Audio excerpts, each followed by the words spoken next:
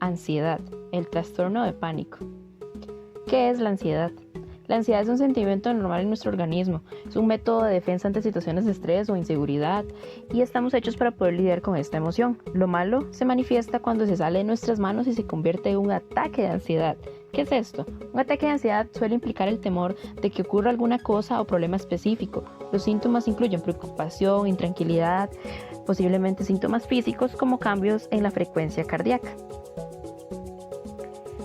Existen muchas subcategorías del trastorno de ansiedad, las cuales son la fobia social, la agorafobia, la cual vamos a ver más desarrollada adelante, la ansiedad generalizada, la ansiedad por separación, la fobia específica, el trastorno obsesivo compulsivo y el trastorno de pánico, que es el tema principal en el siguiente proyecto. ¿Qué es el trastorno de pánico? El trastorno de pánico está caracterizado por ser repentino, inesperado y sentir un miedo intenso y síntomas físicos de ansiedad leve. Las crisis suelen durar aproximadamente 10 minutos y cesan a los 60 minutos y suele acompañarse de agorafobia. La agorafobia es una categoría de la ansiedad y va de la mano del trastorno de pánico porque suele ser una consecuencia de este. Sin embargo, no sucede en todos los casos. La agorafobia es cuando se evita a toda costa realizar una actividad que pueda provocar un ataque de este tipo y que le sea difícil escapar. Luego, su relación con la herencia. Los factores genéticos son importantes en la predisposición del trastorno de ansiedad. La vulnerabilidad genética se ha encontrado en la mayoría de los trastornos de ansiedad, pero con mayor contundencia en el trastorno de pánico, en el trastorno obsesivo compulsivo y en la fobia social. No se puede decir que exista un único gen que cause la ansiedad. De hecho, los trastornos de ansiedad aparecen como resultado de la combinación de diferentes factores, tales como rasgos heredados, estresores externos y experiencias vitales. También tener un familiar que presente un trastorno de ansiedad puede ser un factor de riesgo de desarrollar este tipo de patología. Sin embargo, no implica que la persona siempre y en cualquier caso lo acabe presentando. Por otro lado, en la génesis de los trastornos de ansiedad juega un papel muy importante la historia del aprendizaje del sujeto, porque convivir con alguien que padece un trastorno de ansiedad puede influir en el niño no solo a nivel biológico o genético. Estos familiares pueden servir de modelo de conducta y influenciar, ¿verdad?, al niño. Los factores de riesgo.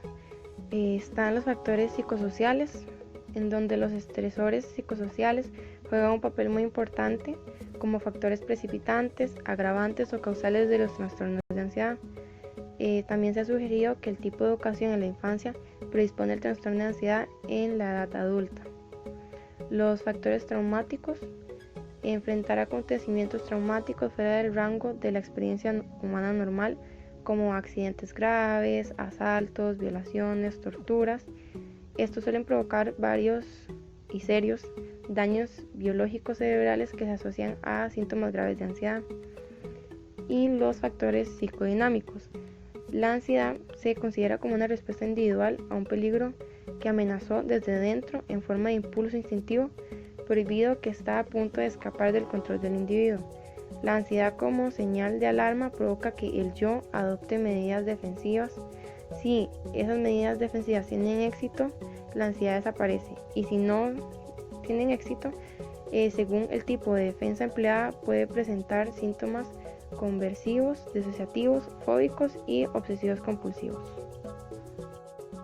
Los síntomas de la ansiedad varían desde los sentimientos de desasosiego hasta episodios de terror paralizante, pero los síntomas más comunes que se presentan son las palpitaciones, la sudoración, los temblores y sacudidas, la sensación de ahogo, la sensación de atragantarse, opresión o malestar torácico, náuseas o malestar abdominales, inestabilidad, mareo, desmayo, de miedo a perder el control o a volverse loco, miedo a morir, escalofríos y calambres, y también la incapacidad de pensar. Tratamientos terapéuticos y medicinales con sus respectivos fármacos. Tratamiento farmacológico. Va a depender si los síntomas son severos o muy frecuentes. En caso de ser severos se utiliza clonazepam o alprazolam.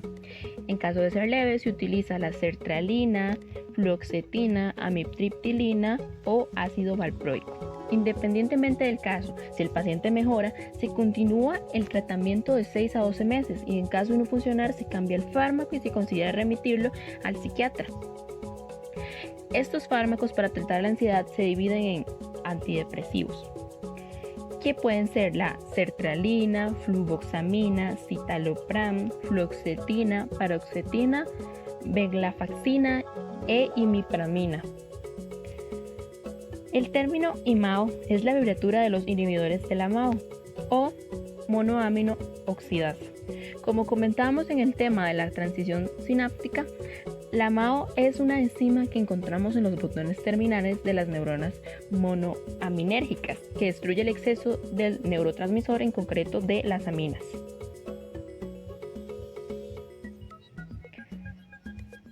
Las benzodiazepinas pueden ser clonazepam o alprazolam.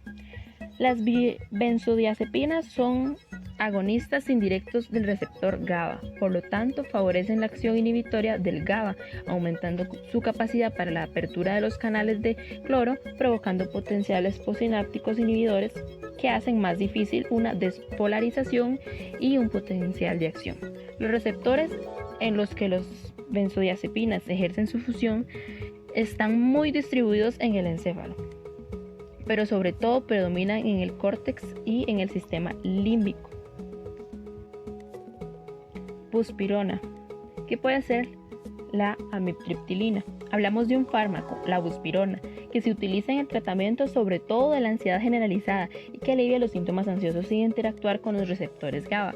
El mecanismo de acción de la buspirona es ser agonista parcial de los receptores 5-HT de serotonina. A pesar de que esta interacción con la serotonina es compartida por muchos antidepresivos, la buspirona por sí misma no es útil en el tratamiento antidepresivo, aunque sí puede complementar y potenciar la acción de un fármaco antidepresivo que se use simultáneamente.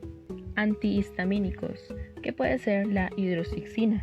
Entre sus efectos secundarios está la sedación y esto puede utilizarse para el alivio de los síntomas ansiosos. Tratamiento no farmacológico. Como primera medida, evitar decirle al paciente que no tiene nada. Segundo, psicoeducación. La explicación del trastorno y de que se dispone de un tratamiento efectivo son los primeros pasos a dar. El paciente necesita saber que sus síntomas tienen una base bioquímica, en las que su sistema neuronal tiene una avería o falla funcional del sistema de alarma o miedo. Los pacientes y los familiares deben saber que los ataques de pánico están autolimitados en el tiempo, es decir, duran pocos minutos, y que el trastorno por pánico es una enfermedad real y que la medicación proporciona un tiempo para corregirla. El médico tiene que dedicar tiempo considerable a contrarrestar el daño causado por diagnósticos erróneos previos, dejándole claro que su enfermedad no es imaginaria por pitis para llamar la atención o que es una crisis de nervios por problemas. Tercero, consejos para el paciente y familiares. Aconsejar que sigan la pauta que a continuación se describe cuando se presenta un ataque de pánico. A. Esperar que el ataque de pánico pase, no luchar ni huir, simplemente aceptarlo, que nada terrible pasará. B. Recordar que los síntomas son desagradables pero no peligrosos. C. Concentrarse y describir lo que está sucediendo observando lo que es, no lo que teme que pueda ser. D. Observar cómo se desvanece la crisis cuando se deja de añadir pensamientos atemorizantes. Pregúntese qué es lo que se está diciendo a sí mismo que le asusta. E. La ansiedad puede ir muy alto pero luego baja. Observar que vienen olas. Antes usted corría el primer signo de temor y no se daba la oportunidad de verlo bajar. F. Respirar por la nariz lenta y relajadamente. Cuente mentalmente y en forma lenta. 1, 2, 3, 4 para la inspiración y expiración. Recordar que respirar rápidamente produce algunos síntomas de pánico. La respiración controlada reduce los síntomas físicos de la ansiedad. G. Convencerse a sí mismo de que lo que está sucediendo es un ataque de pánico y que los pensamientos y las sensaciones de miedo pasarán pronto. Mirar el reloj para comprobar cómo pasa el tiempo. Se puede tener la sensación de que ha transcurrido mucho tiempo, aunque solo haya pasado unos minutos. 4. Detectar y controlar las trampas cognitivas en que cae el paciente con ataques de pánico. A. Falsas alarmas. Para el paciente, una fasciculación o una palpitación precordial puede ser origen de un ataque de pánico. B.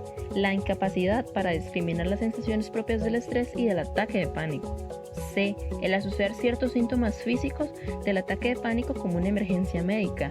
D. El no advertir y controlar las trampas cognitivas establece un círculo vicioso que da lugar a un ataque de pánico. 5. Planificar medios para afrontar estos temores durante el ataque de pánico. Ejemplo, el paciente debe decirse a sí mismo: no estoy teniendo un ataque al corazón, este es un ataque de pánico y pasará dentro de pocos minutos. 6. Terapia conductual. El paciente va desarrollando fobias a distintos espacios dependiendo en dónde tenga los ataques de pánico, lo cual puede llegar a incapacitarlo. En este caso, y ya cuando tenga el paciente hasta varias semanas sin síntomas, se anima a que se exponga intencionalmente a los estímulos fóbicos. Cuando las fobias son muy crónicas y severas, pueden requerir terapia conductual más formal. Consecuencias. Algunas de las consecuencias que padecen los pacientes son síntomas neurovegetativos, inquietud, psicomotriz, desasosiego, taquicardia, taquipnea, sudoración, aumento de la transpiración y piloerección. Los síntomas neurovegetativos se refiere como a los del sistema reproductor y sistema nutricional.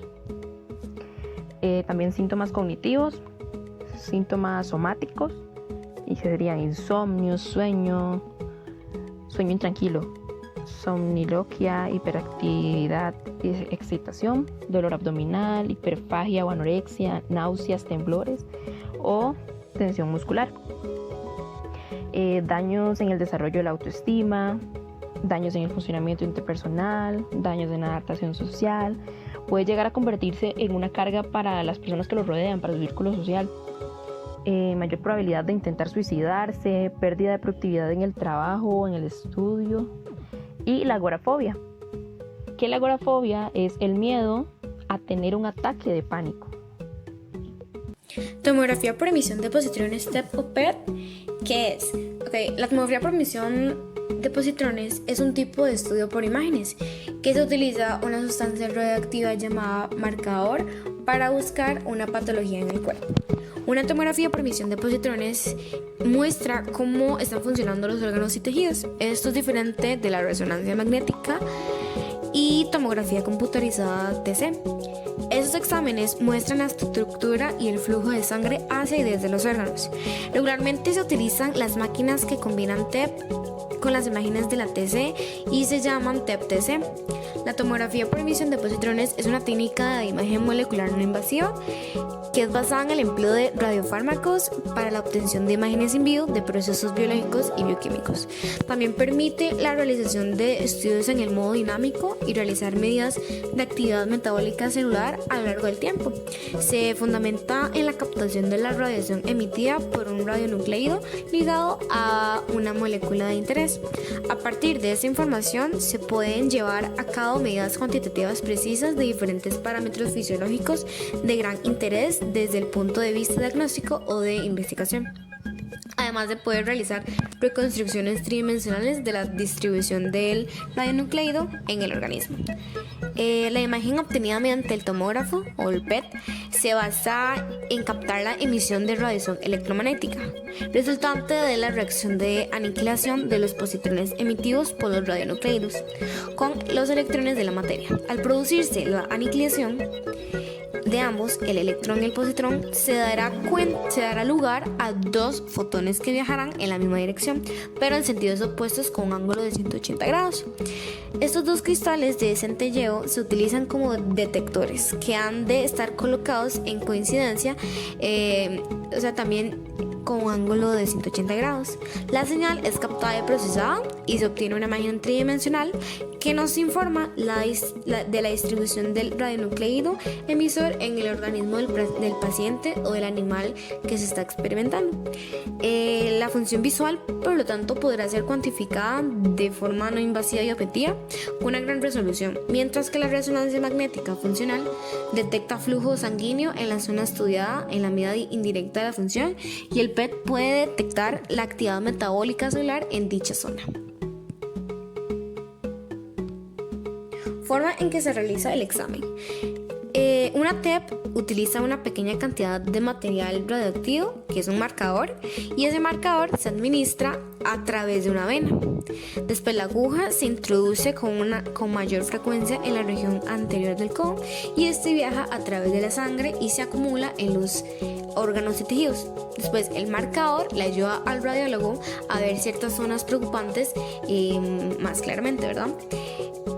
Después el paciente debe esperar cerca mientras el cuerpo absorbe al marcador. Eso tarda como alrededor de 1 hora. Después el paciente se tiene que acostar sobre una mesa estrecha que se desliza dentro de un escáner en forma de túnel. La TEP detecta las señales del marcador y después una computadora convierte los resultados en imágenes tridimensionales. Las imágenes aparecen en un monitor para que la interpretación de su proveedor de atención médica. Después el paciente debe permanecer quieto durante el examen, porque si se mueve demasiado durante el examen puede causar imágenes borrosas y errores. Y la duración del examen depende de qué parte del cuerpo se esté escaneando. La preparación para el examen. Si a usted le pueden solicitar no comer nada durante 4 a 6 horas antes del examen, podrá tomar solamente agua, pero no otras bebidas incluyendo café. Si usted tiene diabetes, su médico proveedor le dirá que no tome sus medicamentos para la diabetes antes de la prueba, porque estos medicamentos pueden inferir con los resultados. No hay razón para la administración rutinaria de sedantes, por ejemplo los benzodiazepinas de acción corta. Los sedantes pueden considerarse en el caso de tumores en la región de la cabeza y el cuello, para reducir la absorción muscular, o en pacientes claustrofóbicos ansiosos. En el caso de los niños, se puede requerir sedación según la edad o el tipo de tumor. Se han probado varios agentes y se están probando, por ejemplo, los betabloqueantes para reducir la absorción de grasa marrón. Si se va a utilizar un agente como parte de un ensayo clínico, debe ser efectivo y no debe afectar la absorción tumoral del radiofármaco. Se debe indicar a los pacientes que no conduzcan un automóvil después de la sedación. El nivel de la glucosa en sangre debe medirse antes de administrar la FDG, que significa fluorodesoxiglucosa, y se puede usar un glucómetro o un dispositivo similar junto a la cama que sea capaz de realizar mediciones generales de glucemia para este propósito, pero se debe realizar una prueba de glucosa en sangre con un método calibrado y validado si el nivel de glucosa en plasma se usa como corrección de las mediciones de precisión del sistema de autocontrol de glucosa en sangre. Si el nivel de glucosa es de 7 bismol, se puede realizar el estudio FDG, como ya lo dijimos antes. Y si el nivel de glucosa en plasma es menor o igual a 7 bismol, debe reprogramarse o el paciente debe excluirse dependiendo de las circunstancias del paciente y el ensayo que se realiza. En ese caso de que el estudio no puede reprogramarse o cuando no se puedan descartar niveles elevados de glucosa, los niveles de glucosa en sangre siempre deben medirse utilizando un método calibrado y validado, y el SUB, que significa valor estandarizado de captación, debe informarse con y sin corrección de glucosa. También hay que tener en cuenta que específicamente en los estudios de evaluación de respuesta, los niveles de glucosa en sangre pueden cambiar con la terapia, y se recomienda medir los niveles de glucosa en sangre usando métodos validados y calibrados durante todos los exámenes secuenciales de PET. Se puede considerar la reducción del nivel de glucosa en sangre mediante la administración de insulina, pero el examen PET-CT también se debe posponer según el tipo y la vía de administración de insulina. No se debe administrar insulina para reducir los niveles de glucosa, ya que esto conduce a una mayor absorción muscular de FDG, a menos que el intervalo entre la administración de insulina y la administración de FDG, como ya dijimos que es fluorodesoxiglucosa, sea superior a 4 horas. Es muy importante que le diga a su médico si le teme a los espacios cerrados, o sea claustrofóbico, porque pueden darle un medicamento que le ayude a sentirse con sueño y menos ansiosa. Si está embarazada o cree podría estarlo, si tiene algún tipo de alergias al material inyectado, dígale también al médico acerca de los medicamentos que esté tomando, incluso los que haya comprado sin una receta, porque algunas veces los medicamentos pueden influir en los resultados de examen. Los riesgos al realizar el examen. La cantidad de radiación utilizada en una TEP es aproximadamente la misma cantidad que la mayoría de las tomografías. Se utilizan marcadores de corta vida para que la radiación se vaya al cuerpo en aproximadamente 2 a 10 horas. Realizarse muchas de esas radiografías, tomografías computarizadas o TEP durante mucho tiempo puede resultar que pueda contraer cáncer. Pero sin embargo, el riesgo de un escáner es bajo. Si usted y su médico deberían sopesar este riesgo contra los beneficios de obtener el diagnóstico correcto de una condición médica. También comentarle al médico antes de hacerse este examen si está embarazada o amamantando, porque los bebés y los fetos son más sensibles a la radiación debido a que los órganos están creciendo. También en raras ocasiones las personas pueden tener una reacción alérgica al marcador, porque algunas personas presentan dolor, enrojecimiento o hinchazón en el sitio de la inyección. En la parte de consideraciones, a través del proceso natural de descomposición radioactiva, la pequeña cantidad de radiosonda en el cuerpo perderá su radioactividad a través del proceso natural de decamiento radioactivo. También podría salir del cuerpo mediante la orina o las heces durante las primeras pocas horas o días posteriores del procedimiento. Para eso hay que beber demasiadas cantidades de agua para ayudar a eliminar ese material radioactivo que está en el cuerpo. Es posible obtener los resultados falsos en una TEP. Los niveles de glucemia e insulina pueden afectar los resultados del examen en personas con diabetes. También que la mayoría de las TEP ahora se llevan a cabo junto con una tomografía computarizada. Esta combinación se denomina TEP-TC y ayuda a encontrar la ubicación exacta del tumor. Yo les voy a hablar sobre la relación entre la TEP y la ansiedad o trastorno de pánico. Esto va a estar manifestado en diferentes, tal vez, hormonas como el cortisol o la glucosa, pero lo vamos a ver más adelante. Por ahora, como ya sabemos, la TEP permite caracterizar lesiones, estadificar las enfermedades como el cáncer por medio del valor de la respuesta al tratamiento. Entre sus funciones no está diagnosticar la ansiedad, sin embargo sí puede llegar a generar altos niveles de ansiedad, malestar, incomodidad e inquietud, entre otras reacciones emocionales, lo que puede producir falta de cooperación, incapacidad para complementar el estudio e incluso la presencia de falsos positivos, disminuyendo la calidad de la imagen con un menor rendimiento a la hora del diagnóstico. Por ello, se manifiesta la necesidad de entender que la ansiedad debe ser diagnosticada y tratada previamente a fin de garantizar una adecuada relación entre el médico-paciente basada en una buena información individualizada respecto a su patología.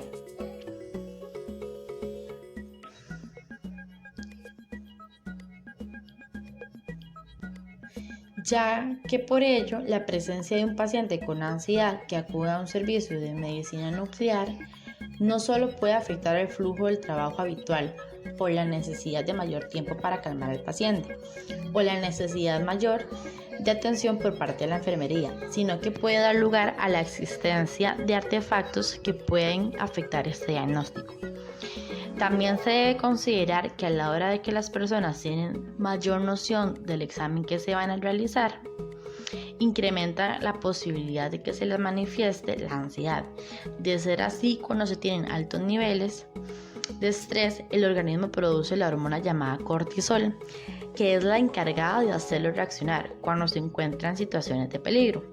Cuando el cuerpo la genera constantemente, tiende a gastar mucha energía, por lo que el cerebro envía señales muy seguidas de reposición de energía, ya que puede actuar sobre los niveles de glucosemia mediante un efecto directo a través de la movilización de las hormonas contrarregulares o contrarreguladoras del estrés, que por ejemplo sería el cortisol, y también se puede hablar de la adrenalina.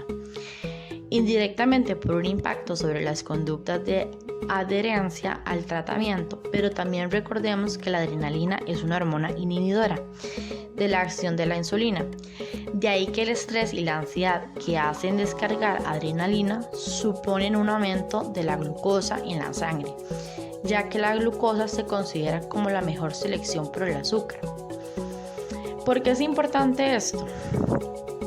Porque cuando las personas se les genera ansiedad, tienden a alimentarse de azúcar para calmarla, lo cual afecta al examen. Más adelante vamos a ver por qué.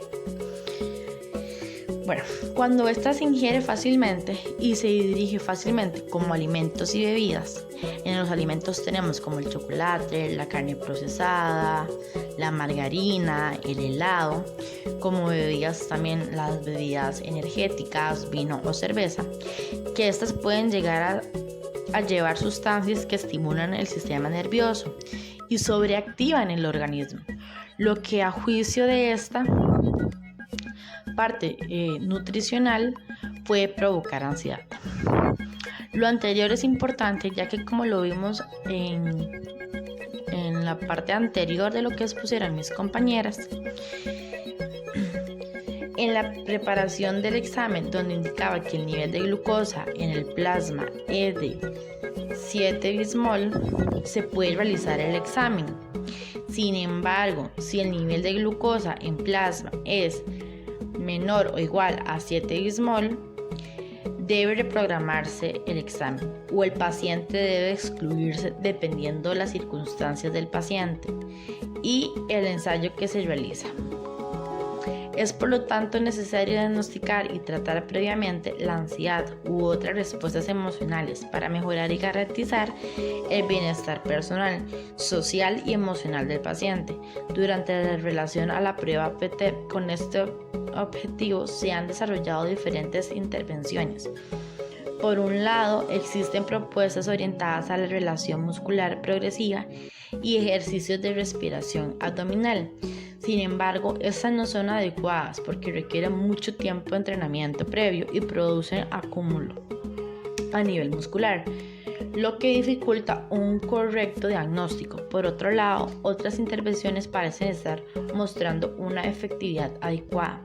Las intervenciones basadas en modificaciones de factores ambientales que hacen la estancia del paciente durante todo el proceso más agradable. También tenemos que ser capaces de dar la respuesta a las necesidades de las personas que acuden a un servicio de diagnóstico por imagen, como es el servicio de medicina nuclear, y a nuestra responsabilidad para garantizar una adecuada relación médico-cliente, velar por la calidad del bienestar del mismo, así pues al personal sanitario implicado en el proceso. Es por ello que tenemos por delante un importante reto para institucionalizar de manera coordinada y multidisciplinaria intervenciones que mejoran la estancia de todo aquel que acude a realizarse el examen. Esto último, ya que como les indiqué anteriormente, si se genera ansiedad, se puede consumir azúcar. Si se consume azúcar, va a crecer, y si este crece, pues no se va a poder realizar el examen. También cabe destacar esta parte última, que es el hecho de que las personas que van a realizar este examen deben también ser más conscientes de esto para que no falle. Gracias.